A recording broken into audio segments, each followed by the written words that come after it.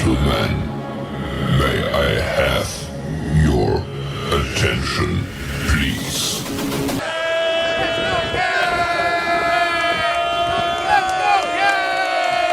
The show starts in 3, 2, 1, go. Good morning, CaneSport. It's November the 28th, 2023. I'm Gary Ferman, the publisher of CaneSport.com, joined once again this morning by our managing editor, Matt Shodell, as we discuss the news of the day. And there's some big news of the day because the transfer portal is starting to crank up. But, Matt, I'm just going to be real with the people. You have not kept it a secret for a very long time that you want off this show. You're tired of me making you wake up at 4 or 5 in the morning every day to tape, and you've had it. And then, yesterday, we're browsing around the internet, and man, people on all kinds of websites are taking shots and stuff at you and at me, and whatever. And you had a little bit of let's be honest, you had a little bit of a meltdown yesterday over some of the things that people were saying in YouTube comments on other websites about you and this show, and it just has all reached the boiling point. I mean, if I'm being honest. So Matt sends me a text at 4:45 this morning, says, "I've lost my voice, I can't do the show." And I'm like, Matt, you're lying. I don't believe you. That you're using this, trying to come up with an excuse to not come and do the show. The people want to see you this morning when they wake up. You must come on the show. So Matt claims he can't speak, and we'll see how that goes. I'll do my best to provoke him along the way. But so anyway, getting to the news of the day, the transfer portal is getting ready to get insane. We're starting to see Jafari Harvey went into the portal. Don Chaney is on his way to the portal if he is not there yet already. Not sure if he's a graduate yet or not. Graduates can declare right now. Non-graduates have to wait till December the 4th. But we're starting to see the flow of guys. Corey Flagg on his way to the portal. And now the biggest one of all, Tyler Van Dyke, has entered the portal. And Matt and I have been talking about this for a couple of days. We've started I know it's kind of harsh, but we've started evaluating potential replacements for Tyler Van Dyke. We had a story on Will Rogers yesterday. Today it's Michael Pratt from Tulane, who we break down. And listen, this is called advancement for the Miami Hurricanes, or at least you hope. It's an attempt at enhancement. And if Matt were able to talk, which thank God he's not, so we don't have to listen to him pontificate about free agents and portal guys and all this other stuff that he loves to just go on rampages about. But if this goes well in the way it's supposed to, Miami will emerge in September a better football team for it. Last year, they turned 41 spots. This year, we're expecting them to turn 30 to 35 spots. And as it pertains to Tyler Van Dyke, they just couldn't go into another season with Tyler Van Dyke as the starting quarterback. They just couldn't. It was too risky. You're risking the entire program. You've had 2 years in a row where he got hurt. This year, he did not play well, did not respond to Shannon Dawson's coaching, one or the other. Whatever reason, you can come up with any explanation. It did not work. So even though the last 2 games went much better, they could not go into the 2024 season with Tyler Van Dyke as the starting quarterback. So I'm sure they came to a mutual agreement on that. Tyler Van Dyke is now in the portal. Biggest question I have is whether Xavier Restrepo goes in there with him to just go play with Tyler. I mean, look at the production that Xavier Restrepo had this year when Tyler Van Dyke was at quarterback, as opposed to when he wasn't the quarterback. Matt, I'd love to ask you, do you think Xavier joins them in the portal? You can give me a thumbs up or a thumbs down. I guess thumbs up. I think so too. Yeah. I think Xavier will probably join him in the portal.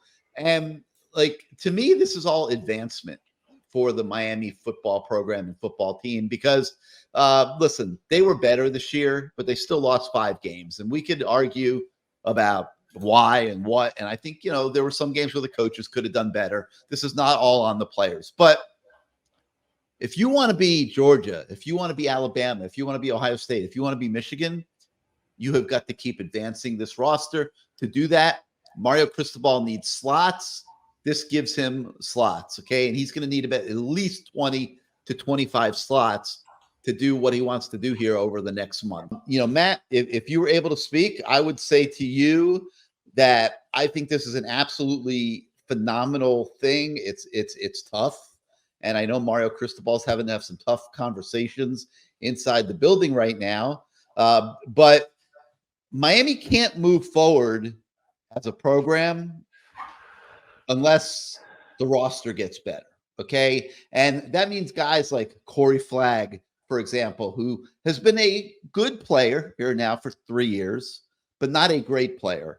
And they need to have that spot, for example, to go in the portal, possibly find a veteran linebacker. But like Francisco, the way he came in this year and took the play at that position to another level. And if you are doing that with Corey Flagg's spot and you are successful in getting the right guy, then that is a win-win for everybody. Because if you got somebody better, Corey Flagg wouldn't be playing very much. And you also have a pretty good-looking group of young freshmen who didn't play very much this year that you need to start working in. We still don't know what James Williams is going to do. If James Williams comes back, James Williams really needs to come back and move to linebacker, the position that Corey Flagg was playing, quite frankly. If they can talk him into doing that, because he is going to need to play that position when he goes to the National Football League, I think that would be a phenomenal move for James. It would be a good move for Miami, and it would improve the Canes at that position. So all these transfer portal moves that you guys are going to see over the next, 3, 4, 5 days, I would say are mostly going to be looked at as positive. Jafari Harvey, for example, he is in the portal officially. If Miami gets better at that position with guys that they're recruiting and guys they have coming back, Jafari Harvey wasn't going to play very much next year. This is his last year of college football. He needs to play. If he wants to try to play pro football, he needs a showcase for himself. And it makes total sense for Jafari Harvey to go into the portal. Another one that's being talked about is Don Chaney.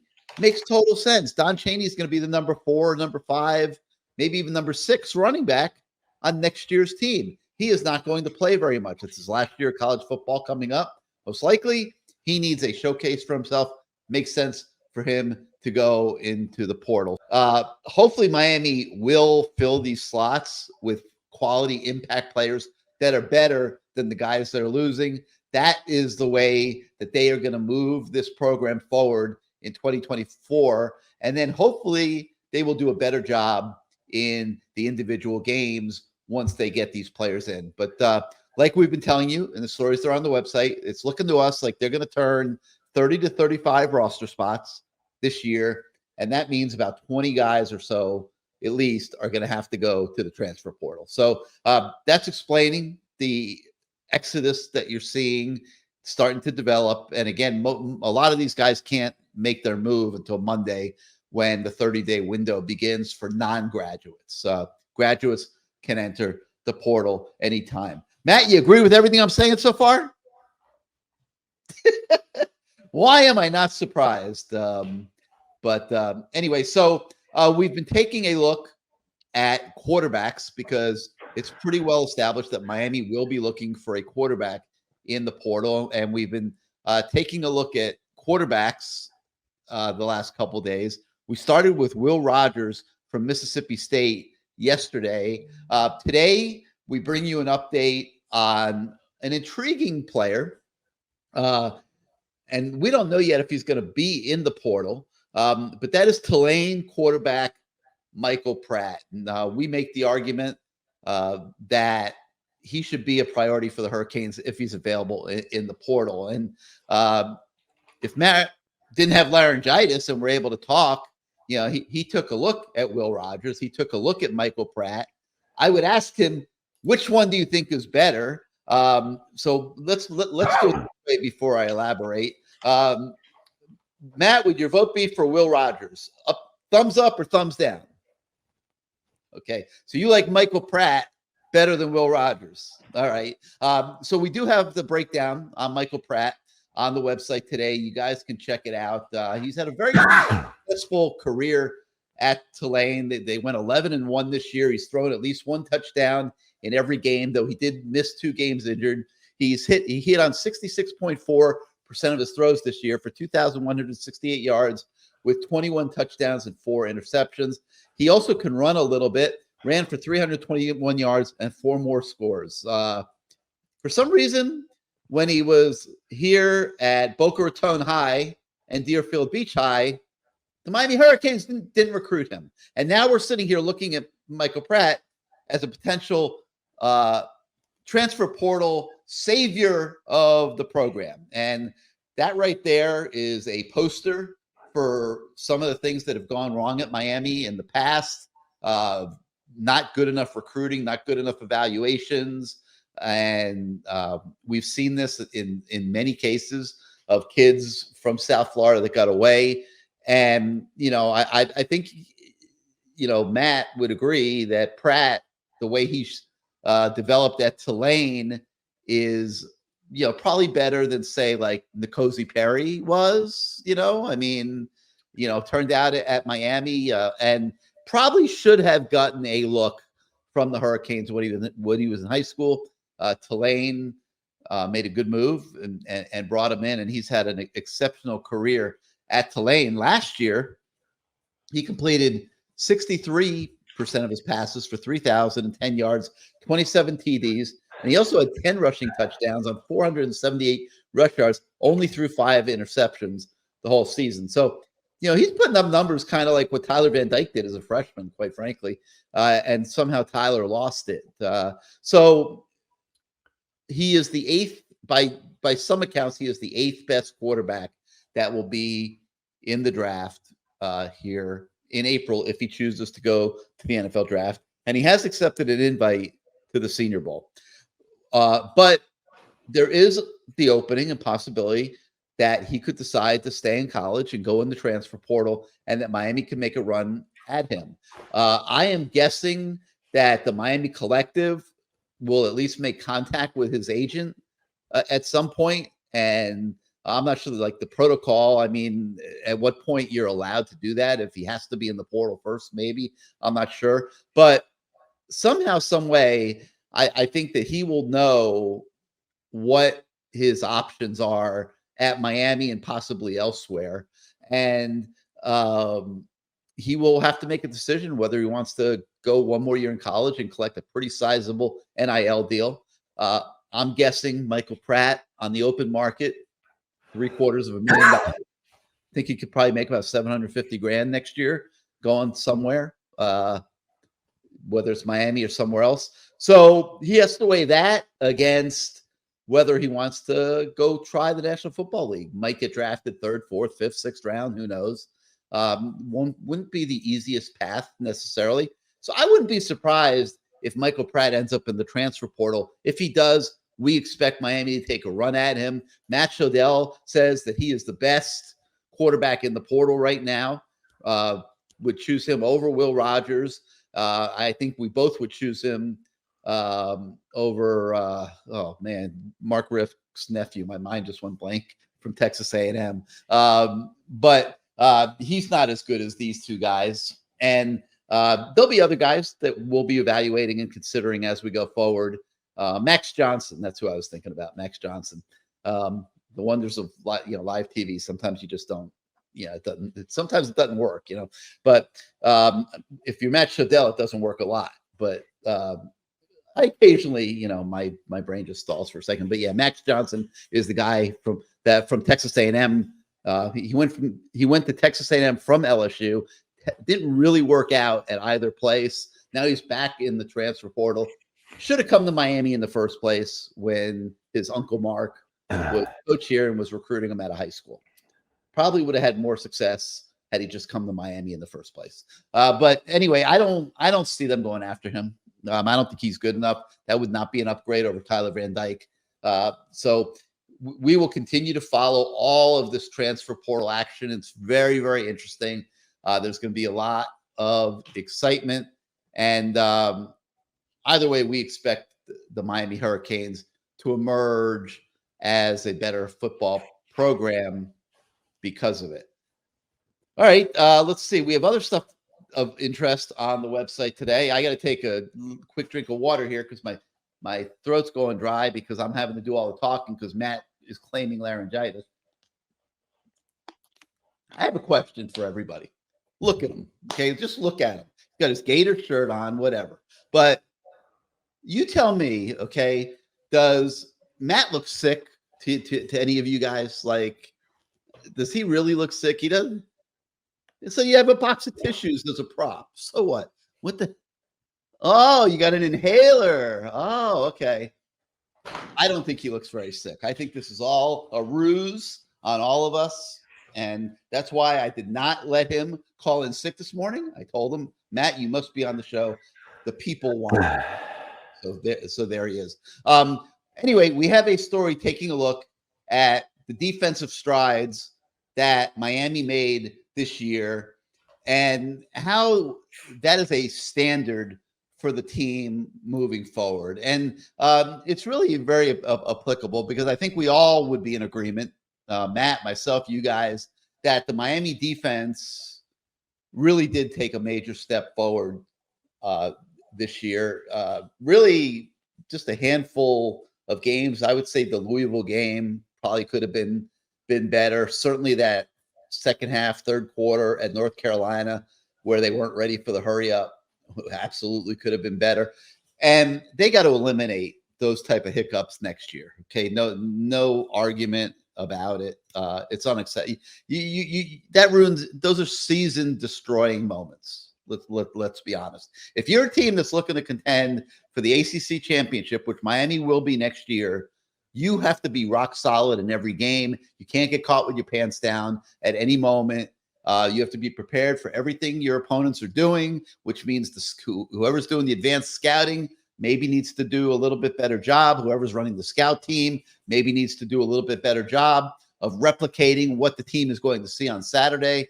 But Miami got caught in a lot of situations against Louisville, where Jeff Brom was able to roll out wrinkles and hit big plays for scores, and that were the difference in the game. And against North Carolina, when Lance Giddy was dialing it up and totally controlling the North Carolina offense, they suddenly went to that turbo hurry up attack of theirs and caught Miami not lining up in time, being very confused. Lance Guidry had to go much simple. He couldn't dial up his blitz schemes.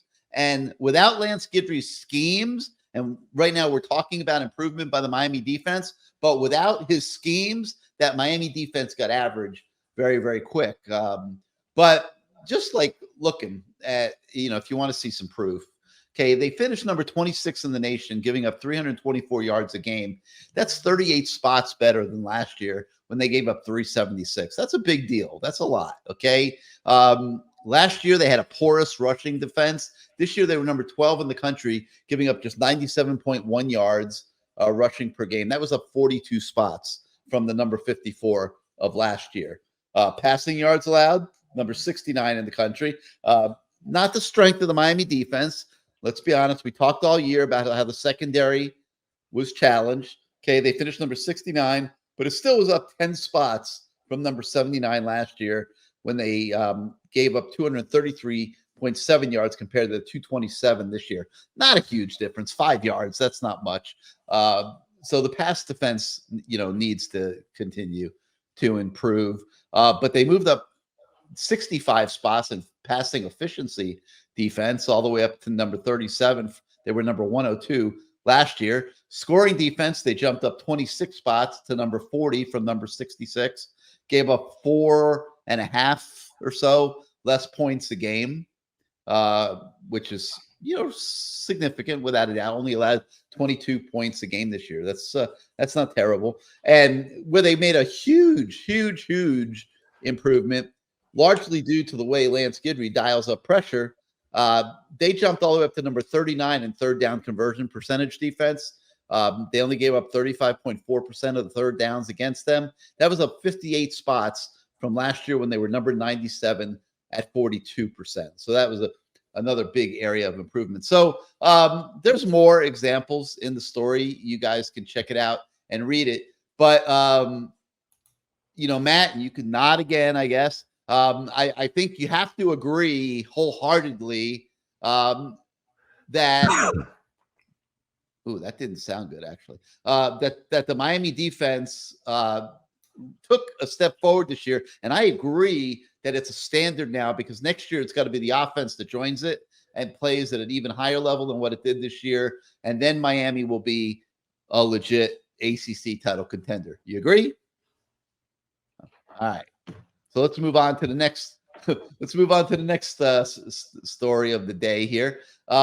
We also take a look at the running back position and mentioned that Don Chaney is going to most likely be in the transfer portal next week. And that's because of how strong the running back position is right now. And it's incredibly strong when you look at all the guys that would be ahead of Chaney, theoretically. Mark Fletcher, he started several games as a true freshman. Christopher Johnson is being redshirted, but he flashed in the couple games that they put him out there. And, the fans were yelling and screaming, we got to see more Christopher Johnson. So, for justifiable reasons, he's fast, and he can make big plays. So they got to find some reps for him next year. Trevante Citizen was supposed to be their best back until he blew out his knee last year, and now he's on the comeback trail. They're going to have to take a good look at him in spring practice. He's going to probably participate in spring practice this year, and then they will be able to make an assessment on where Citizen is in his recovery. If it's just not going to happen for him, then it might get to the point where they have to do some type of injury waiver for him to where he doesn't count against scholarship total, but they honor his scholarship so he can finish his education. And that's to be determined. We'll see how that unfolds. But Jay Allen certainly earned playing time going into next year. He was only a redshirt freshman this year, so he's got several years of eligibility left. And then there's Henry Parrish, who's a junior, and Chaney. So Chaney, as a redshirt sophomore, he can go into the portal next week, and he figured to be the odd man out. It makes sense for him to go in the transfer portal. So you can check out that story on the website today as well. And then another story I want to talk about is recruiting is getting ready to crank up. Coaches can go on the road on Friday. There won't be any official visits this weekend. The two big official visit weekends will be the weekend of the 8th and the weekend of the 15th. We will have tons and tons and tons of coverage of those for you guys on those weekends. It's going to be a lot of action on the visit front. But we take a look today on where the recruiting class, the base recruiting class that presently has 26 commits. And I still think that with 26 high school commits and one junior college offensive lineman already slated to come, I think there's a decent chance that you're going to see one or two of the guys that are on the commit list end up falling by the wayside. Maybe one or two flip somewhere else. Maybe one or two are told, hey, let's talk about this. We don't think that your year was good enough to come here. And go ahead and reopen your recruitment and find another destination for yourself. So we're going to see a couple of those situations, no doubt about it. So we have a complete look at the recruiting class and where it stands as of right now on the website today. Make sure that you check that out. All right, shifting gears to basketball. Jim Larinaga and the Canes basketball team, now ranked number 8 in the country, is headed to Kentucky. Actually, they're in Kentucky right now in Lexington for a huge game tonight at Rupp Arena against Kentucky. And this is a measurement game for the Canes and Jim Larinaga to see really where they are right now at this point of development in the season. And I had the chance to go out to practice yesterday, and I got to tell you, I've been thinking, man, they really got to develop some of these young guys. They need a bench.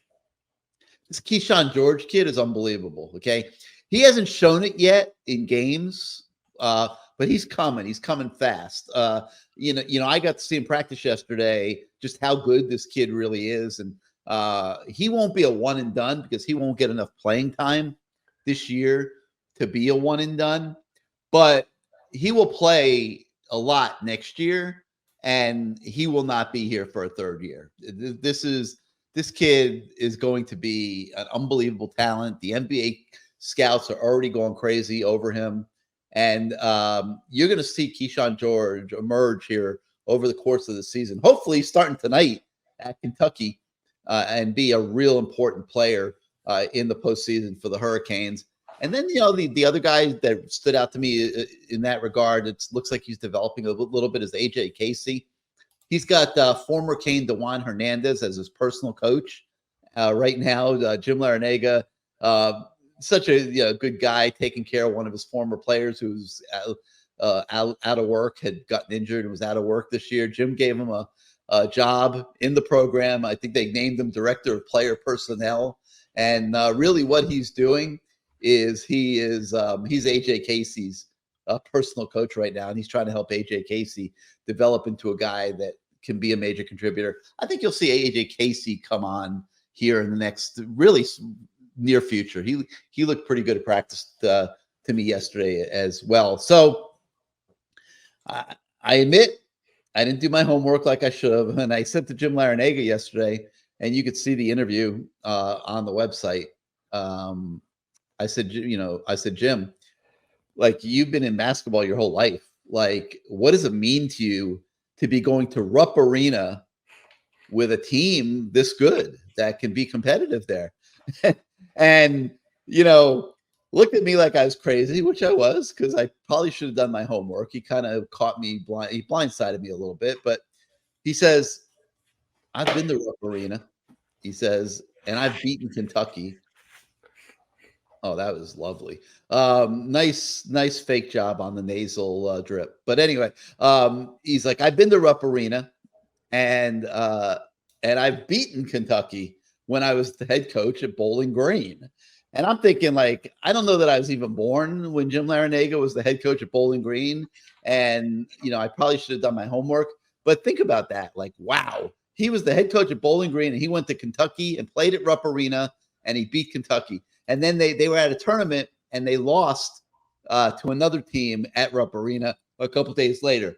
Other than that, Jim Larinaga has not taken a team to Rupp Arena until tonight. And listen, he poo-pooed my question a little bit, had a little fun with me. But this game means a lot to him. Come on. I mean, a veteran coach going to play Kentucky, John Calipari, Rupp Arena, national TV, ESPN. I mean, this is a huge moment. I hope the Canes play well, but either way, this is a great measurement game for them to see where they are in their development as a team. Make no mistake, this is a legit top 10 team right now, and they have every reason to have designs on once again trying to get back to the Final Four.